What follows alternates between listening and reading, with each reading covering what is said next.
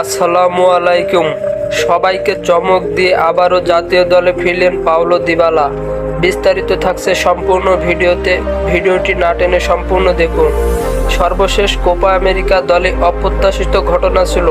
আর্জেন্টিনার দলে ছিলেন না আর্জেন্টিনার গোল্ডেন বয় পাওলো দিবালা, অর্থাৎ দিবালাকে ছাড়াই দল ঘোষণা করেছিলেন লিওনেল স্ক্যালোনি। দিবালাকে না রাখার কারণ ব্যাখ্যা করতে গিয়ে লিওনেল স্ক্যালোনি বললেন, ফুটবলীয় কারণে রাখা হয়নি দলে, এমনটাই জানিয়েছেন তিনি কোপা আমেরিকার সময়। কোপা আমেরিকার পর যখন বিশ্বকাপ বাছাই পর্বে সেপ্টেম্বরে 28 সদস্যের দল ঘোষণা করলো, তখন সেখানেও নেই পাওলো দিবালা। সেপ্টেম্বরের বাছাই পর্বের প্রথম 2 ম্যাচে না নেওয়ার কারণ জানালো লিওনেল স্ক্যালোনি। তিনি বললেন, তাকে দলে রাখেনি এই কারণে যখন দল ঘোষণা করা হচ্ছিল তখন তার ক্লাব বদলে নিয়ে অনেক ভোগান্তি ছিল, তাই তাকে সেপ্টেম্বরে প্রীতি ম্যাচে ডাকা হয়নি। অবশেষে দিবালা চূড়ান্ত সিদ্ধান্ত জানালেন যে তিনি তার ক্লাব রোমায় থাকবে এবং এরপর লিওনেল স্ক্যালোনি আবারও দিবালার জন্য জাতীয় দলের দরজা খুলে দেন এবং পরবর্তী ঘোষণা দিয়েছেন লিওনেল স্ক্যালোনি। তিনি বলেছেন যে সেপ্টেম্বরে 28 সদস্যের দলে থাকবেন পাওলো দিবালা। দর্শক,